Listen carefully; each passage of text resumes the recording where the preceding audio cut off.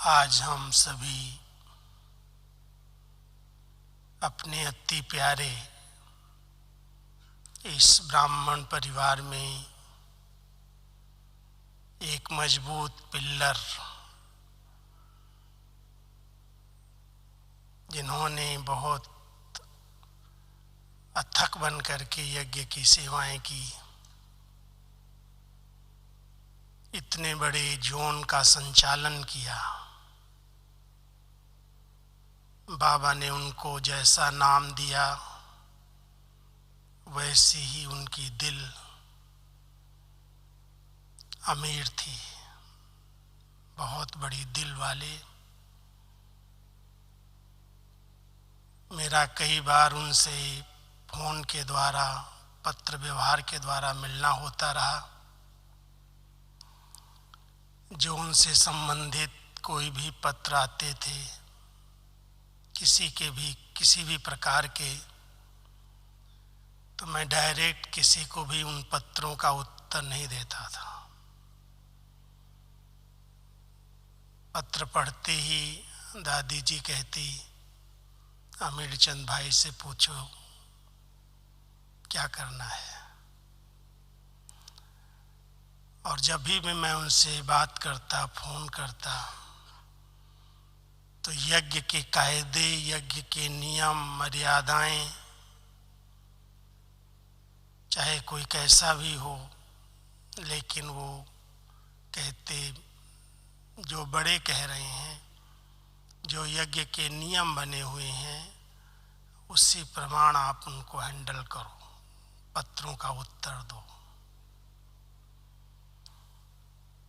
अमीर चंद भाई की नेचर तो आप सबने देखी है, कितने मिलनसार, कितने गंभीर, कितनी रूहानियत चेहरे पर, और साथ साथ रमणीकता भी बहुत थी। कोई भी बात बड़े निश्चल भाव से सुन करके, बहुत जोर से हंस करके उस बात का उत्तर देते थे। कई बार मेरा पंजाब जोन में जाना हुआ, अलग अलग निमंत्रण मिले। मैं उन बहनों को कहता था, बहन जी आपने अपने जोन से छुट्टी ली है, भाई साहब की छुट्टी है, आप आ जाओ। मैं कभी बोलता कि भाई साहब यहाँ पर अभियान निकालने हैं, यहाँ पर इस प्रकार की सेवाएं हैं, तो बड़े दिल से, बहुत उमंग उत्साह से कहते कि आप जरूर आओ, जो सेवाएं करनी है करो। मैंने हरियाणा में, हिमाचल में, पंजाब में अलग अलग अभियान निकाले, ग्राम विकास प्रभाग के, और सभी अभियान के लॉन्चिंग में, उनके समापन में जब भी कहा कि आपको आना है तो जरूर, अगर पंजाब में हैं, चंडीगढ़ में या सोनीपत में, तो हाजिर हो जाते थे।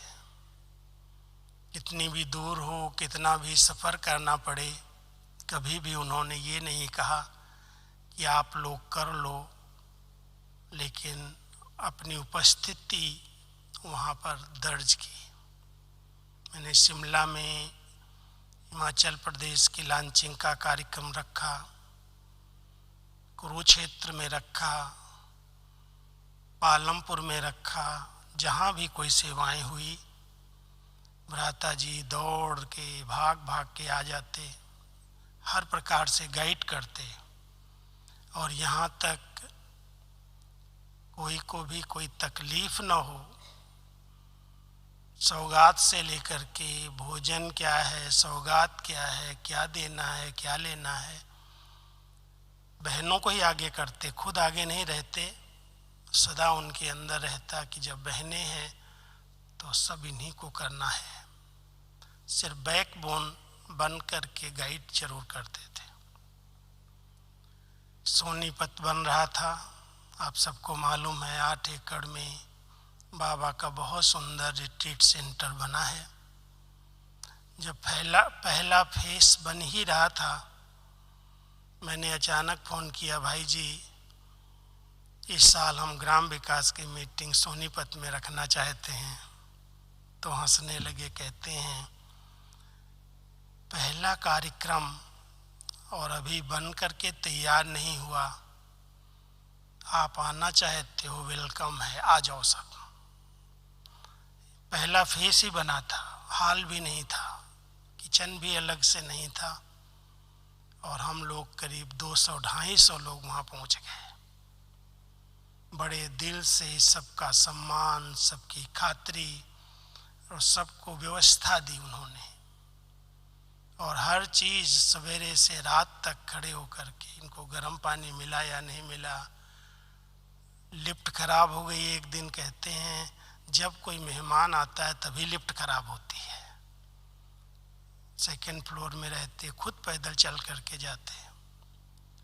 इतने निरहंकारी, निर्माण चित्त, नम्र चित्त, मिलनसार, कितनी विशेषताएं उनकी हम सुनाएं आपको। बाबा ने ऐसी आत्मा को पहले दादी चंद्रमणि जी के साथ सेवाओं के निमित्त बनाया। उनके जाने के बाद अचल दीदी के साथ चंडीगढ़ में रह कर के सेवाएं की, और फिर साथ साथ बड़ों ने उनको सोनीपत पंजाब जोन की सेवाओं के निमित्त रिट्रीट सेंटर बनवाने के लिए कहा। कई बार मैं पूछ देता था, भाई साहब सबका सहयोग मिलता है? कहते बाबा बैठा है, मैं तो मांगता नहीं किसी से, बड़े दिल से बाबा कराएगा, बाबा का कार्य है। एक एक चीज़ गाइड जरूर करे। जहाँ भी गए थोड़ा सा स्थान था, कहते यहाँ पर हम गाय रख लेते हैं, यहाँ यौगिक खेती करेंगे, हमारे घर वालों को तो कम से कम अच्छी सब्जियाँ मिलेंगी, तो आप कोई किसान मुझे दे दो गाइड करने के लिए। हर चीज़ में इंटरेस्ट, हर बात में हाँ जी करना, हर एक को सत्कार देना, सम्मान देना, बहुत सरलता के साथ सबसे बात करना। कभी भी मैंने उनके मुख से जोश में, जोर से, चिड़चिड़ेपन का जवाब नहीं सुना। इतने नम्र चित्त बन करके निर्माणता के आधार से इतने बड़े जोन को, अलग अलग संस्कार, अलग अलग विचारधाराएं, अलग अलग लोगों की अपेक्षाएं किस प्रकार की होती हैं जानते हो आप सब। जो बड़ी बहनें होती हैं कि मुझे भी बड़ी मीटिंग में बुलाया जाए, मुझे भी इस जगह पर सेवा का चांस मिले। कई बातों की हलचल होती ही है जोन में, लेकिन सबको सम्मान दे करके, बहुत नम्रता के साथ व्यवहार करके उन्होंने इतने बड़े संगठन को एक सूत्र में पिरो करके रखा। बहुत बड़ी बात थी। एक भाई के नाते इन बहनों की सुनना, सहन करना, कई प्रकार के पत्र उनको सहज रीति से लेना, क्यों ऐसा लिख दिया, कैसे कर दिया, क्यों कंप्लेन गई, कभी भी इस प्रकार से उन्होंने जोश में आकर के कभी किसी के लिए नहीं बोला होगा।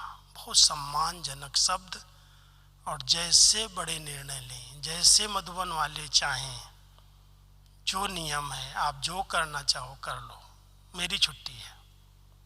आप समझ सकते हो कितने बड़े जोन के director, zone incharge, management committee के सदस्य, समाज सेवा प्रभाग के उपाध्यक्ष, बहुत सारी जवाबदारियां, लेकिन इतनी सरल नेचर, सादगीपूर्ण जीवन, जो आज मेरा सब्जेक्ट है, त्याग मूर्त, और वो सर्वस्व त्याग।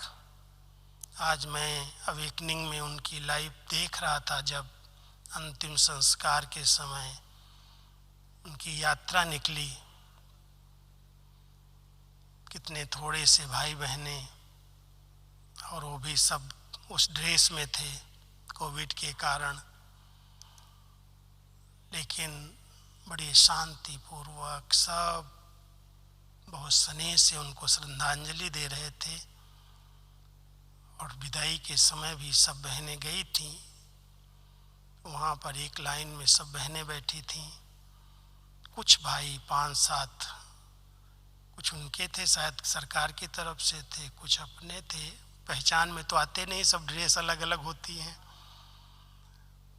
लेकिन फिर भी कुछ भाइयों को पहचाना मैंने और सभी बड़े स्नेह से उनको विदाई दी। ऐसी श्रेष्ठ आत्मा को जो बाल ब्रह्मचारी बनकर कुमार जीवन में 82 ईयर्स व्यतीत किए, कुछ छोटी उम्र में, मैं समझता हूँ 21-22 साल की उम्र में बाबा के बच्चे बने और 60 साल तक अविरत निर्विघ्न जीवन जी। ऐसी महान आत्मा को हम सब बहुत बहुत स्नेह से पहले तो अपनी श्रद्धांजलि अर्पित करते हैं। कितनी सेवाएं की, कितना यज्ञ को एकता के सूत्र में बांध करके रखा। केवल पंजाब जोन की नहीं की, लेकिन जहाँ से भी, जिस सेंटर से भाई बहनों ने उन्हें आमंत्रित किया, चाहे वो भट्ठी कराने के लिए, चाहे कार्यक्रमों के लिए, आप ऑलराउंडर बन करके सब प्रकार की सेवाएं करते। समाज सेवा का प्रभाग तो उनका निमित्त मात्र था, लेकिन मैंने देखा धार्मिक प्रभाग की बहुत अच्छी सेवाएं धर्म नेताओं की, चाहे हरिद्वार के, देहरादून हरिद्वार के संत महात्माएं, चाहे और कोई भी यहाँ जितने सम्मेलन हुए उनका उन्होंने बहुत विधिवत जगदीश भाई जी के साथ मिल कर के उनके आयोजन किए और बहुत सरल नेचर से सबको संतुष्ट किया।